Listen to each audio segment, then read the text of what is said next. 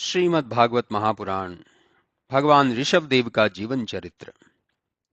श्री सुखदेव जी बोले, हे राजा परीक्षित, भगवान ने ऋषभ देव के नाम से जन्म लेकर राजा नाभि को कृतार्थ कर दिया। तब अपने सब ईश्वरी लक्षणों और शंख चक्र गदा पद्म आदि चिन्हों तथा परम कीर्ति, तेज बल शोभा प्रभाव और शूरतादि गुणों से युक्त उन्होंने अपने माता पितादि कुटुंबियों को ही आह्वादित नहीं किया, बल्कि महाराज नाभि के समस्त प्रजावर्ग एवं उस प्रकार आसमुदान पृथ्वी के लोगों को भी आनंदित कर सबको आह्वादित किया। एक इंद्र को छोड़ सभी भगवान के जन्म से आनंद मना रहे थे। इंद्र का स्वभाव ही ईर्ष्यालु है और यही कारण था कि वह महाराज नाभि की धार्मिकता की ईर्ष्या के कारण उनके घर भगवान का जन्म लेना भी उनसे सहन न हुआ था। फलतः उन्होंने महाराज नाभि के राज्य में जल बरसाना बंद कर दिया। प्रजा को कष्ट होने लगा, फिर भी राजा और रानी माया के वश उन ऋषभ स्वरूप भगवान को हे तात हे वत्स कहकर उनका मुख कमल देख अहर्निश प्रेम से विहल रहा करते थे। गृहस्थ जीवन के इस आमोद प्रमोद में उनके कितने ही दिन एक क्षण के समान व्यतीत हो गए। इंद्र के कारण अकाल की सी स्थिति में भी प्रजा ने ऋषभ जी के कारण कभी खिन्नता न प्रकट की और सभी उस कष्ट में भी सुख का अनुभव करते हुए उन्हें राजकीय चिन्हों से शीघ्र ही आभूषित होने की बाट देखते रहे।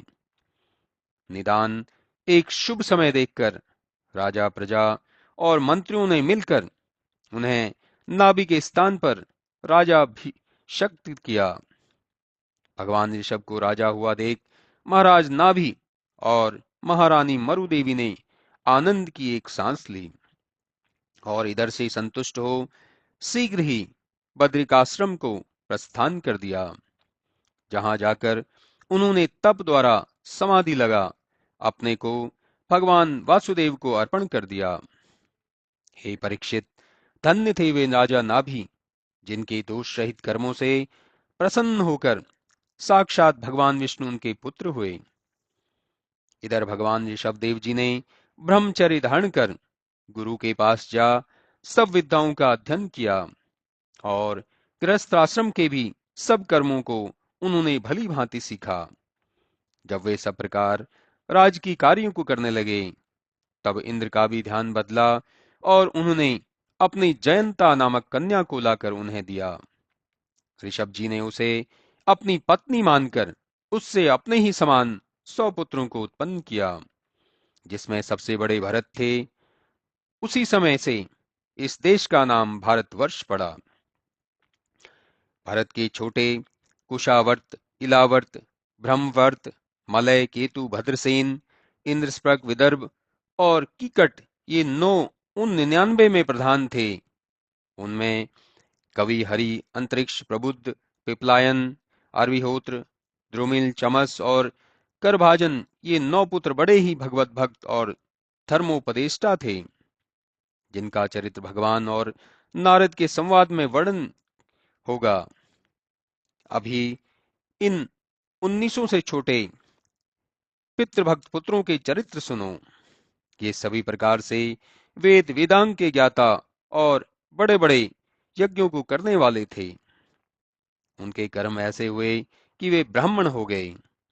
इसका एक कारण ऐसा भी था कि वे भगवान ऋषभदेव की संतान थे, जिनके संबंध में कर्मों का कोई बंधन भी नहीं था और जो सर्वदा ही केवल आनंद रूप थे।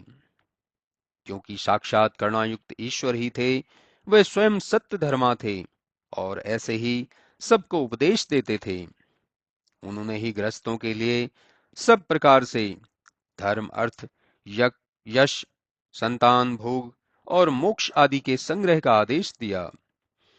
ब्राह्मणों से परामर्श लेकर ही राज्य का कार्य करना और कोई भी काम करना उन्होंने ही चलाया, जबकि वे स्वयं वेद वेदांग के ज्ञाता थे। उन्होंने अपने सारे जीवन को मनमय बना दिया था। उनके शासनकाल में प्रजा सब प्रकार सुखी थी और किसी को किसी से कुछ याचना करने की आवश्यकता न पड़ती थी। सभी आवश्यक सामग्रियां उनके घर में विद्यमान रहती थी। श्री सुखदेव जी बोले, हे राजा परीक्षित, एक समय ऋषभदेव जी अपने उन पुत्रों के पास गए कि जो बाह्रवत में रहते थे। तब उनके पास पहुंच पुत्रों द्वारा स्वागत और स्वास्थ्य को पाकर उन्होंने अपने सब पुत्रों को पास बुलाकर कहा, मेरे प्रिय पुत्रों, यह संसार बड़े दुखों की खानी है, क्योंकि इसमें आकर मनुष्य विषयों के वश में हो अपने आत्म स्वरूप को भूल जाता है। परंतु यह उनकी बड़ी मूर्खता है, क्योंकि विषय तो शूकर आदि योनियों में भी मिलते हैं। तब उत्तम भाव ही क्यों न ग्रहण किया जाए।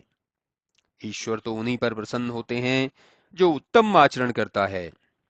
धन की महिमा वहीं तक है जहां तक शरीर के निर्वाह का संबंध है, क्योंकि धन, स्त्री, पुत्र और ग्रह भगवान को प्रसन्न करने वाले नहीं हैं।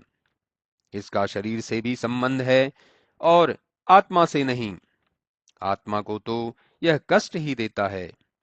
अतः विषयों की तुच्छता समझकर मनुष्य को सदैव आत्म तत्व की खोज करनी चाहिए। परंतु इससे बचना बड़ा कठिन है, और यदि बच जाए तो कहना ही क्या। वह तो सबसे बढ़कर है। फिर तो अहंकार रहित परमात्मा का दर्शन हो ही जाता है, और उसके विपरीत रहने वाले पर तो भगवान रुष्ट ही रहते हैं। इस अहंकार से बचने के लिए सदाचार के 25 साधन हैं, जो गुरु की सहायता द्वारा सरलता से जाने जा सकते हैं। परंतु गुरु योग्य होना चाहिए। यदि योग्य गुरु होगा तो शिष्य के भवबंधनों को काट देगा। सांख्य कहते हैं कि शरीर कर्मकृत है, तर्ककृत नहीं। जैसे मैंने अपनी इच्छा से शरीर ग्रहण किया और मेरे हृदय में सदैव धर्म ही विद्यमान रहता है, और इसी कारण आचार्यों ने मेरा नाम ऋषभ रखा। तुम लोग भी इसी हृदय से उत्पन्न हुए हो। अतः ये जो भरत है, ये सबसे श्रेष्ठ और महात्मा हैं। तुम लोग बड़ी बुद्धि से इनकी सेवा करो। यदि तुम लोग इनके अनुवर्ती रहोगे तो समझो तुमने प्रजाओं का पालन कर लिया। फूट हुई नहीं कि कार्य को बिगड़ते देर न लगेगी। शांत वातावरण में ही राज्य फूलते और फलते हैं। साथ ही यह ध्यान रहे कि तुम लोग सदैव ब्राह्मणों की सेवा करते रहो, क्योंकि ब्राह्मण श्रेष्ठ है, और ब्राह्मण भोजन एक यज्ञ है। यज्ञ की आहुतियों को मैं उतने प्रेम से नहीं ग्रहण करता जितनी प्रसन्नता से ब्राह्मणों को दिया भोजन ग्रहण करता हूँ। हे पुत्रों, तुम्हें ज्ञात न होगा कि ऋषभ देव के इस रूप में मैं विष्णु जी का ही प्रतिरूप हूँ। यद्यपि मैं अनंत श्रेष्ठ स्वर्ग और मोक्ष को देने वाला हूँ, तथापि वेद रूप ब्राह्मण मुझसे भी श्रेष्ठ हैं। कारण उनमें परम पवित्र सत्वगुण, शम, दम, सत्य, अनुग्रह, तप, तितिक्षा और अनुभव भरा रहता है।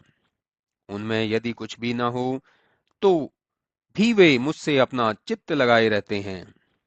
हे पुत्रों, यह समस्त चराचर जगत एक मुझ ऋषभ रूप विष्णु में ही विद्यमान है।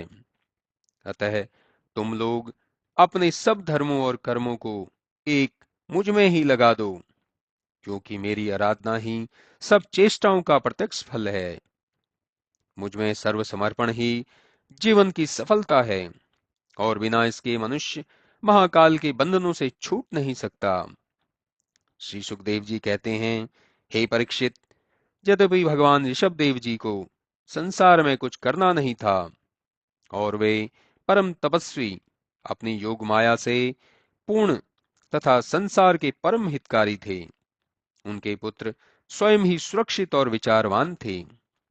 तथापि दूसरों को उपदेश देने के लिए उन्होंने अपने पुत्रों को ऐसा उपदेश दिया।